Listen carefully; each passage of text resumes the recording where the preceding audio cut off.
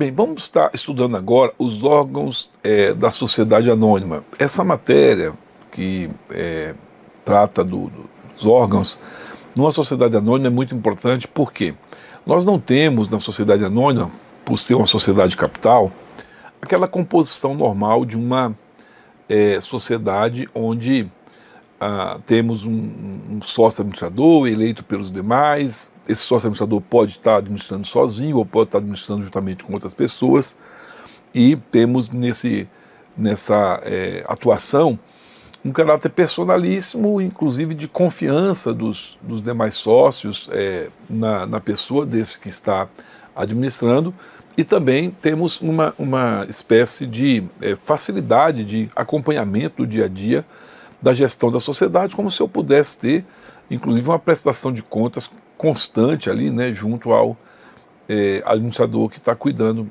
da gestão da sociedade. Bem, a atuação, então, da gestão, num caráter personalíssimo, facilita um contato direto não só dos sócios, mas também dos clientes, dos credores, junto a essa pessoa que vai dando satisfação no dia a dia e assumindo compromissos no dia a dia, e cumprindo esses compromissos, como que fiscalizado todo o tempo pelo próprio desdobramento da realidade. Já numa sociedade anônima, não existe essa pessoa vinculada à sociedade, que foi escolhida em razão de quem ela é. Normalmente, a SA ela é dirigida tecnicamente por pessoas que estão no mercado e que são contratadas para gerir o caminho, né, a conduta dessa empresa no mercado, de maneira que não há aquela influência todo o tempo do temor, de prejuízo, lógico que todo administrador vai trabalhar, né, na intenção de buscar o lucro e tal, mas não há um envolvimento pessoal do diretor com esses eventuais resultados, até para evitar conflito de interesses, né? Então não há essa preocupação maior de um diretor técnico em estar agradando os demais sócios ou agradando os investidores. Ele trabalha tecnicamente para produzir um resultado.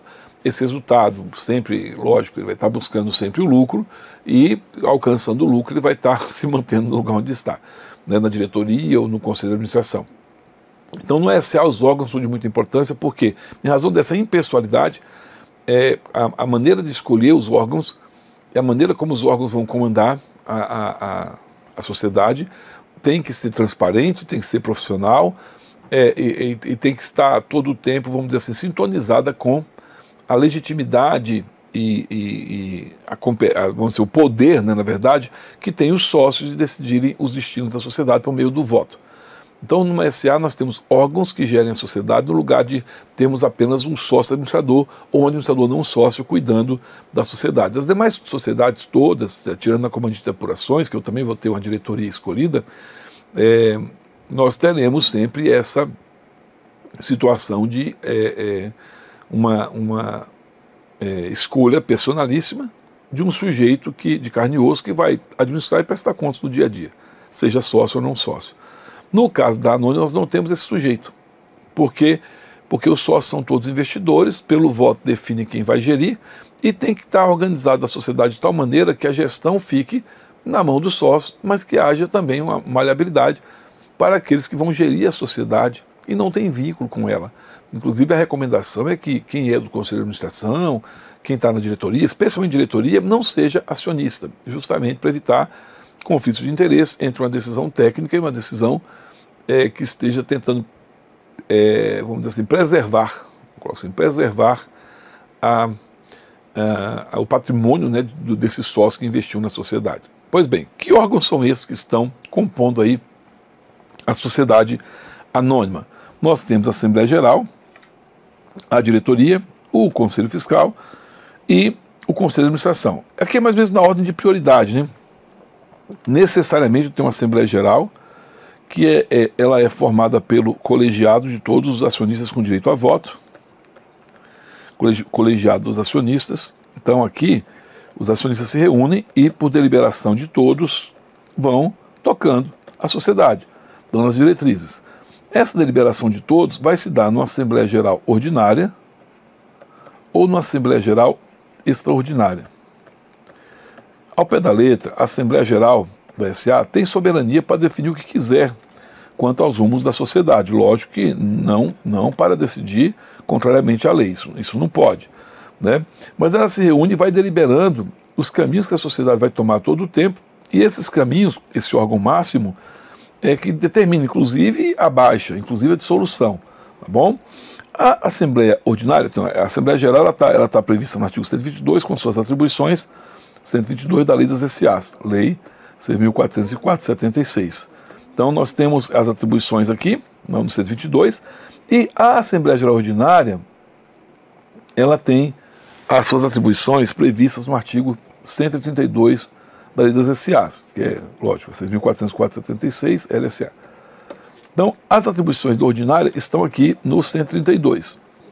E aí, por conta da definição específica das atribuições no 132, nós temos, para a Assembleia Geral Extraordinária, um critério de exclusão, ou um critério residual.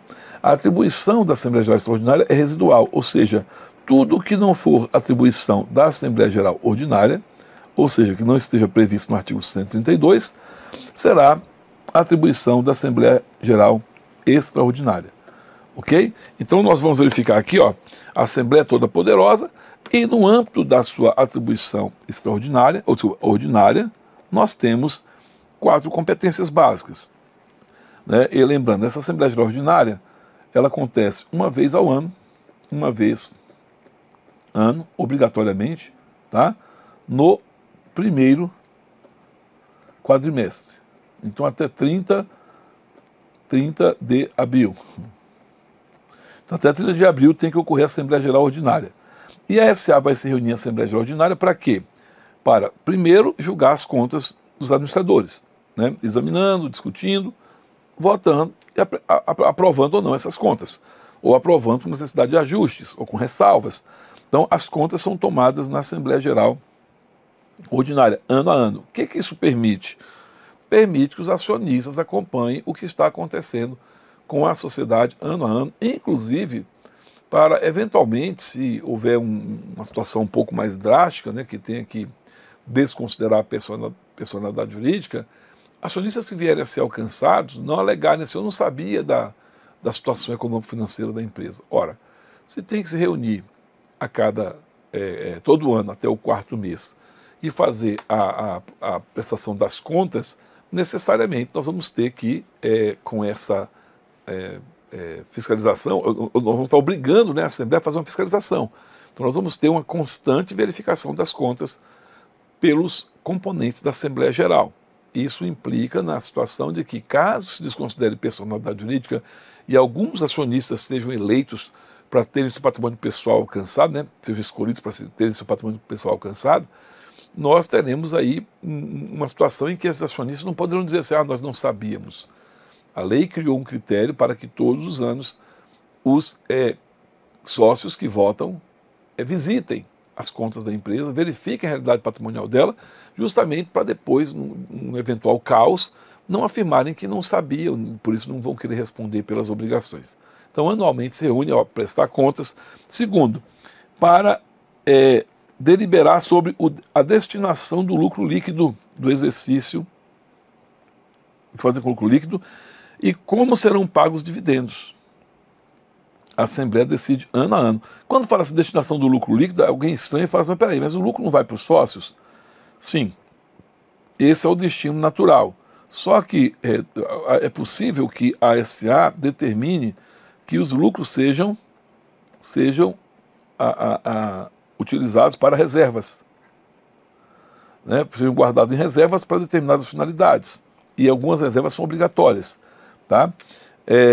O estatuto pode definir onde esse dinheiro vai estar, vai ser guardado, parte do lucro, ou a Assembleia vai decidir, Assembleia por Assembleia, o que fazer com esses lucros, né? Pode-se utilizar também uma parte do lucro para aumento do capital social, né?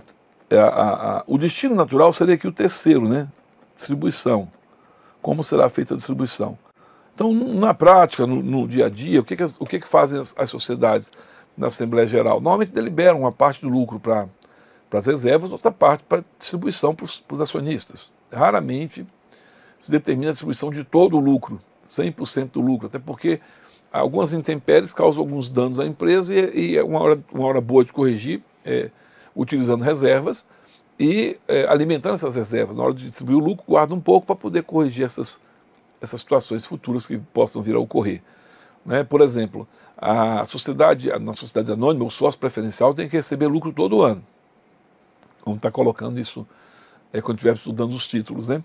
E a distribuição desse lucro anual, no caso preferencial, terá que ser feita de forma mínima ou de forma fixa.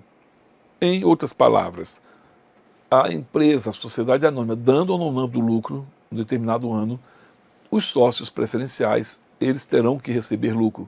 Portanto, nós precisamos ter um lugar de onde tirar esse valor para poder pagar o lucro quando a SA não der lucro. Aí as reservas servem inclusive para isso, para pagar esses lucros. Tá? As reservas podem servir como uma contingência para eventual risco de um negócio e ter um valor guardado para cobrir esse risco, como se fosse um alto seguro feito pela SA. Então a destinação dos lucros também é definida nessa Assembleia Geral Ordinária. Todo ano se faz isso, tá?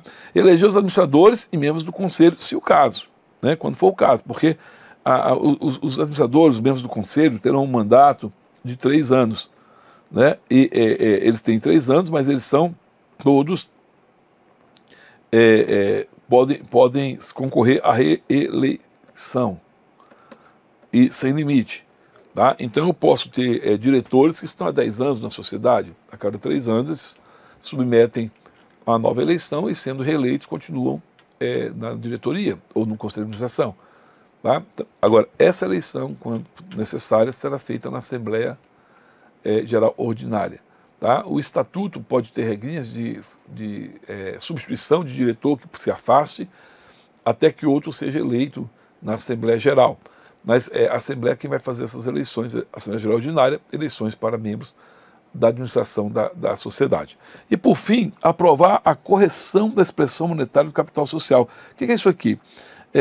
Usar algum índice de inflação, por exemplo, o IGPM pode dizer que o capital social, que começou com 10 milhões, como passou um ano e o IGPM acumulado do ano, vamos imaginar que foi 10%, esse capital social tem que ser acrescido em 10% para poder manter o valor real dele, né? O valor que foi, vamos dizer assim, pensado e instituído quando a sociedade foi criada.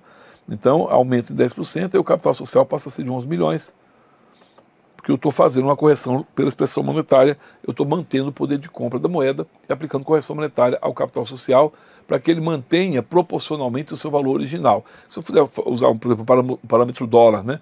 Vamos imaginar que o capital social inicialmente da empresa foi de 2 milhões de dólares. Se você não fizer correção monetária pela inflação, você daqui a pouco está com um capital social de 1,5 milhão de dólares. Isso não pode ser admitido. O capital social ele deve manter a proporção que ele tinha quando ele foi estabelecido, ok? Já no seu início. Na sequência temos aqui a diretoria. Diretoria é um órgão indispensável, não tem SA sem diretoria, impossível.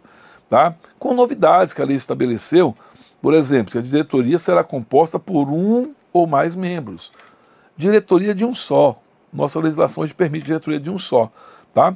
Que são eleitos e destituídos a qualquer tempo pelo Conselho de Administração ou, se inexistente, pela Assembleia Geral.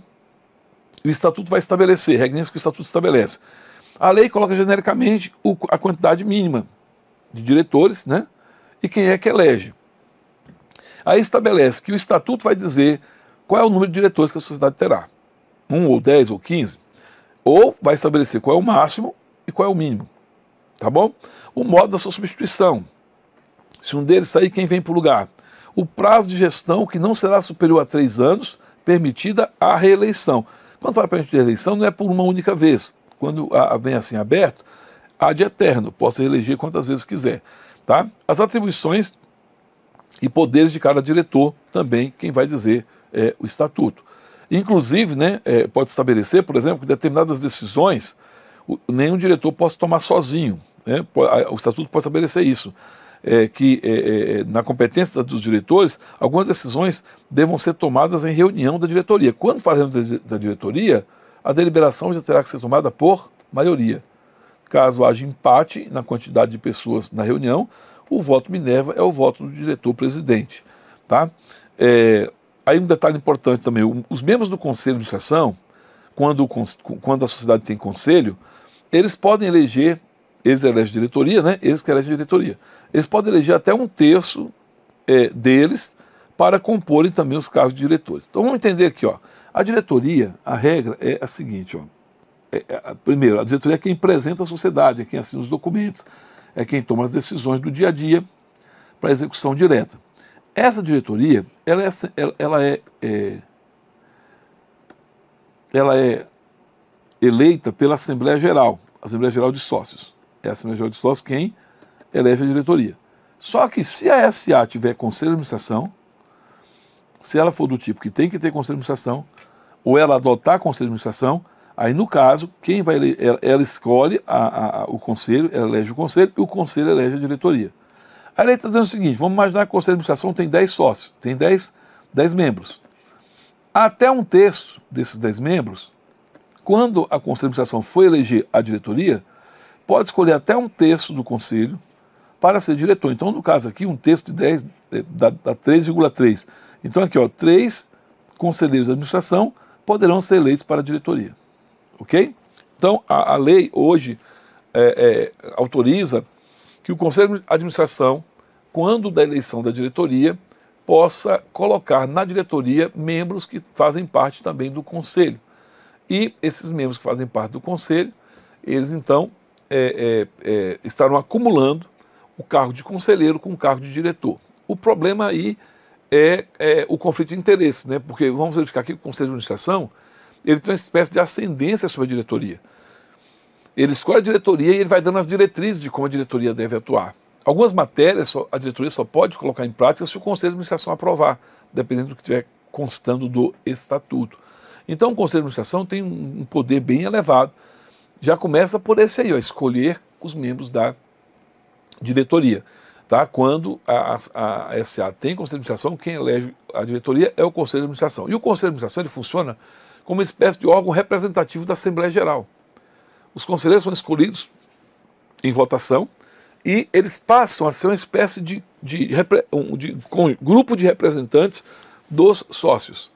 E quando o Conselho de Administração delibera alguma coisa, a gente imagina que proporcionalmente, lá na Assembleia Geral, a gente conseguiria a mesma quantidade de votos aprovando a matéria. Tá? Então o Conselho de Administração ele tem esse papel aí de comandar e fazer assim, uma espécie de supervisão constante, coordenação constante do trabalho da diretoria. Por isso é que haveria até incompatibilidade o cara ser do Conselho de Administração e ao mesmo tempo diretor, porque estaria como que acompanhando ele mesmo, fiscalizando ele mesmo.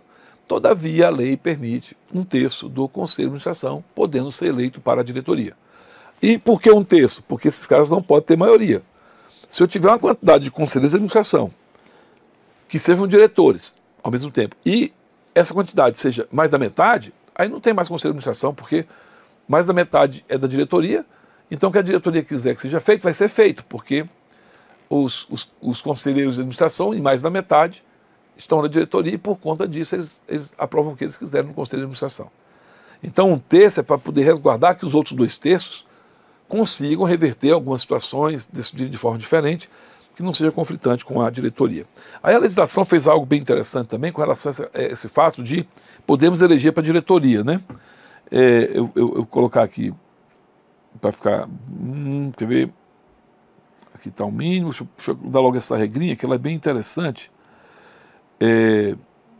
Nós não podemos, onde é que eu guardei ela aqui, é muito, bem específica, a regra poderosa, que está o Conselho de Administração, destacar logo, porque essa aqui é aquele tipo de regra que cobram na prova. Tá, aqui, pronto. 138, parágrafo 3º. É vedada nas companhias abertas a acumulação do cargo de presidente do Conselho de Administração e do cargo de diretor-presidente ou de principal executivo da companhia. Opa, como assim? Eu disse que do Conselho de Administração, um terço pode ir também para a diretoria. Vamos imaginar que aqui eu tenho os 10 membros, né? Eu coloquei 10. Eu tenho um presidente, do Conselho mais 9 membros. Gente, quando o Conselho de Administração fizer uso dessa prerrogativa de eleger um terço para a diretoria, então podendo eleger até 3, né? Quando eleger 3 para a diretoria, você pode ter certeza que os eleitos serão o presidente, nós teremos um que será o presidente, normalmente é isso, e 2 membros. Normalmente, quando o Conselho decide votar seus próprios membros para a diretoria, o presidente normalmente é um desses membros. Então, se eu puder levar 2, vai um presidente e um membro. Se eu puder levar 3, um presidente e 2 membros. É o caso aqui. A diretoria vai ter um diretor presidente ou um principal diretor. Pois bem, esse presidente aqui do Conselho de Administração, quando chegar aqui na diretoria, não poderá ser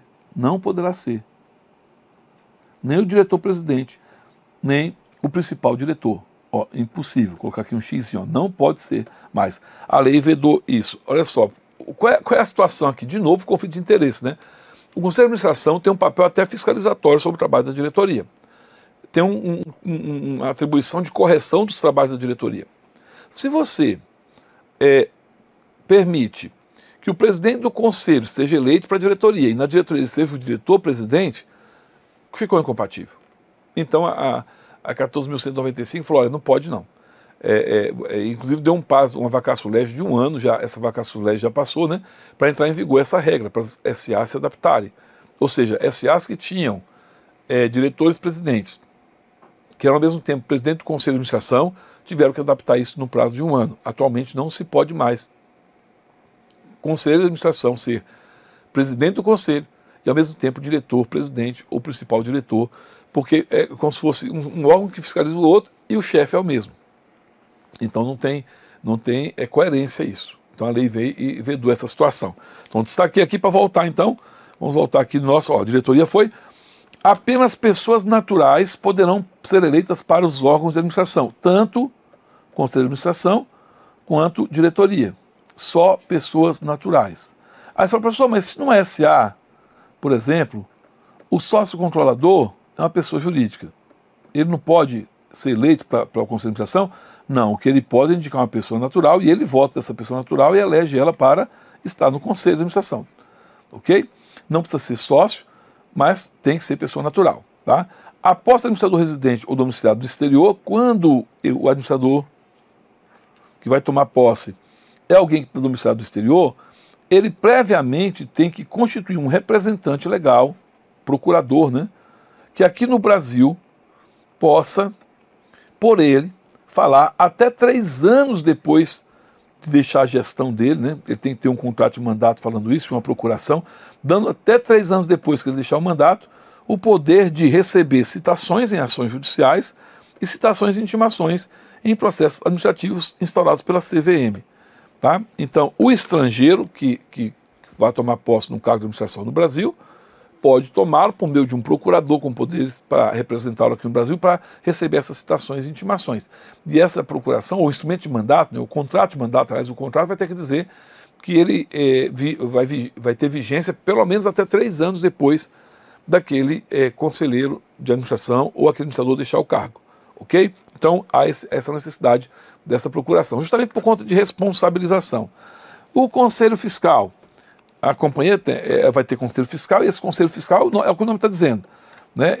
É um conselho que vai acompanhar a sociedade anônima com relação às suas contas. Tá? Ele vai se instalar com no mínimo 3 membros e no máximo 5 membros.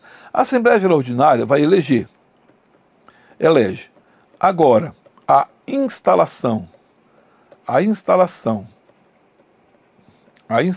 e permanência do Conselho Fiscal dependerá do que disser o Estatuto. Então o Estatuto vai dizer quando é que se instala e por quanto tempo fica instalado esse Conselho. Né? Então o funcionamento dele, ou a instalação dele não é obrigatório é a eleição. Então toda a SA tem que ter um Conselho Fiscal, mas que pode ficar quietinho, paradinho. A Assembleia Geral elege e, nas hipóteses legais ou do Estatuto, eles podem ser convocados para se instalarem. Então pode ser que um conselho fiscal ele seja eleito e só se instale por ocasião da Assembleia Geral Ordinária para fazer um parecer sobre as contas. Tá bom? O estatuto vai dizer. Agora, nós temos, a gente falava uma situação, agora nós temos duas situações que estão na legislação que impõem a obrigatoriedade de instalação. Instalação e permanência. O conselho tem que se instalar e permanecer atuando. Quais são as duas hipóteses? Primeiro, nas sociedades de economia mista. Quando o Estado participa do capital da sociedade, necessariamente o conselho de fiscal vai ter que se instalar e funcionar. A recuperação judicial, a Lei 14.112 de 2020, ela disse que caso uma sociedade anônima peça a recuperação judicial, desde o deferimento do processamento até o encerramento da recuperação, o Conselho Fiscal terá que se instalar e funcionar durante todo o período de recuperação. Então, essas duas situações impõem o funcionamento obrigatório do Conselho Fiscal. Eu falo, professor, mas por que dispensa o Conselho Fiscal? Seria algo tão interessante para acompanhar como a empresa está sendo gerida. É que toda a sociedade anônima, as de capital aberto especialmente, elas precisam ter uma auditoria externa que ratifique o que ela coloca nas suas demonstrações, nos seus balanços. Então, essa empresa de auditoria externa faz um papel bem mais profundo que o Conselho Fiscal, né? Porque emite relatórios falando da regularidade do que a empresa anda fazendo. Tá? Então, o Conselho Fiscal fica em segundo plano, até porque é um conselho ligado à própria sociedade. Aqui e acolá pode haver também conflito de interesse. Né? O conselho não quer dar em ponta de faca, especialmente se os conselheiros são acionistas. Tá? Então é composto 3 a 5 e vai ter suplente em igual número, tá? Acionistas ou não, eleitos pela Assembleia Geral. O Conselho Fiscal, quando o funcionamento não for permanente, quando é que ele é permanente? Está aqui, ó. Ó o permanente aqui. Será instalado pela Assembleia Geral a pedido de acionistas que representem, no mínimo, 1/10 das ações com direito a voto ou 5% das ações sem direito a voto. E cada período de seu funcionamento terminará na primeira Assembleia Ordinária após a sua instalação. Ou então, olha só, o Conselho Fiscal é escolhido, não é o tipo de funcionamento permanente, então ele é escolhido e fica lá, latente. Se 10% dos credores, dos acionistas com direito a voto, solicitar a instalação, ele será instalado e vai funcionar até a próxima Assembleia Geral Ordinária. Se 5% dos sócios preferenciais pedirem instalação, vai se instalar e vai ficar instalado até a próxima AGO. Por que a ordinária é 10% e a preferencial é 5%? Porque o sócio preferencial não tem direito a voto. Então, quando ele desconfia de alguma coisa, ele tem que ter acesso mais rápido ao Conselho Fiscal, por isso que o quórum é menor. Já o sócio ordinário está votando tudo, ele está acompanhando tudo. Então, para poder pedir a instalação do Conselho, tem que ser um quórum maior, né? Uma quantidade maior de sócios pedindo isso. Ok? Na sequência, o Conselho de Administração. Pronto, esse aqui é o todo-poderoso, coordenador, vai falar pela Assembleia e vai mandar na diretoria. Será composto por, no mínimo, como todo o Conselho, né, 3 membros eleitos pela Assembleia Geral e por ela destituíveis a qualquer tempo. Tá? Então, 3, porque tem que ser um número ímpar, né, e é Conselho. Então, começa com 3 e o máximo vai depender do Estatuto. O Estatuto vai estabelecer número de conselheiros, máximo e mínimo permitidos para aquela empresa. O mínimo legal já é 3, né? Mas o Estatuto pode prever um mínimo maior que esse. E o processo de escolha de substituição do presidente do Conselho, se vai ser pela Assembleia ou pelo próprio Conselho, peguinha de concurso, tá? O pessoal coloca lá que o Conselho de Administração será eleito sempre pela própria Assembleia Geral e o seu presidente também. O presidente vai depender do Estatuto.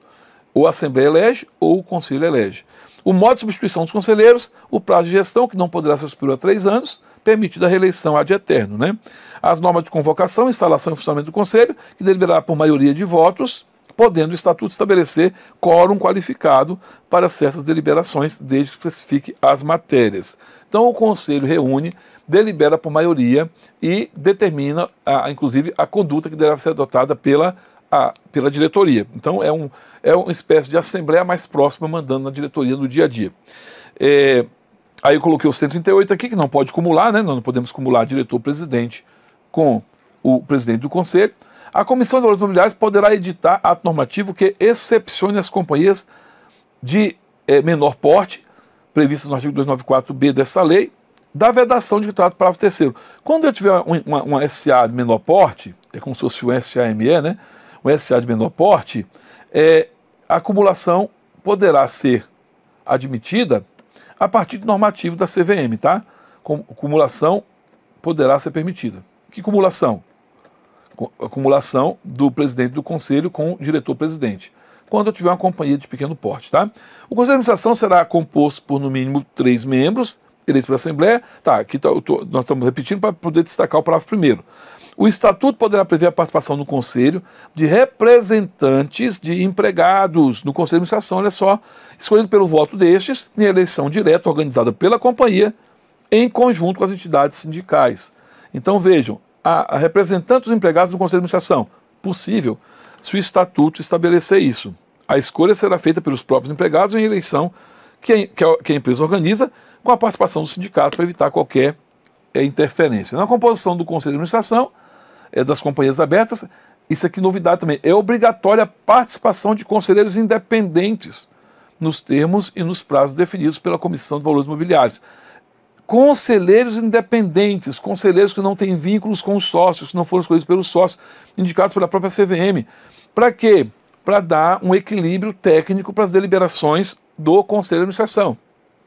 Então, os técnicos estarão ali para dar esse equilíbrio, já que a SA, gente, é uma companhia que pertence à coletividade. Ela é criada por alguém, mas como as ações são vendidas para o público em geral, passa a pertencer ao público em geral, por isso essa necessidade de um membro, né, um externo, um conselheiro externo, ou conselheiros independentes, que possa dar uma gestão mais técnica para as deliberações.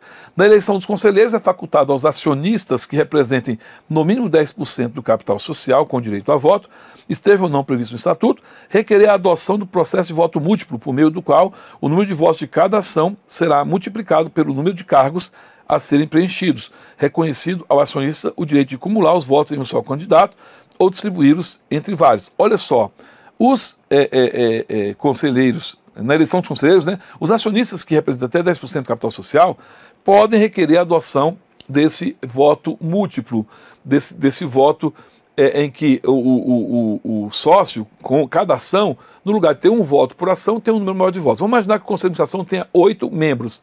Eles podem pedir que os votos tenham um valor de 8. Cada ação, tem um valor de 8 votos, equivale a 8 votos. Aí ele escolhe se vai colocar todos esses votos numa pessoa só, ou se ele vai distribuir entre 8 ou 4, ou quantos ele quiser. Qual é a finalidade disso? Dar aos minoritários poder de elegerem representantes no Conselho de Administração. Porque se ele tem um voto múltiplo e pode colocar esse voto num só candidato, então os minoritários conseguiriam eleger pelo menos um membro do Conselho de Administração. Ok? Com isso nós verificamos aqui os órgãos da SA. Vamos estar passando para verificar agora também os seus títulos que a SA pode emitir para também captar valores no mercado. Prossigamos.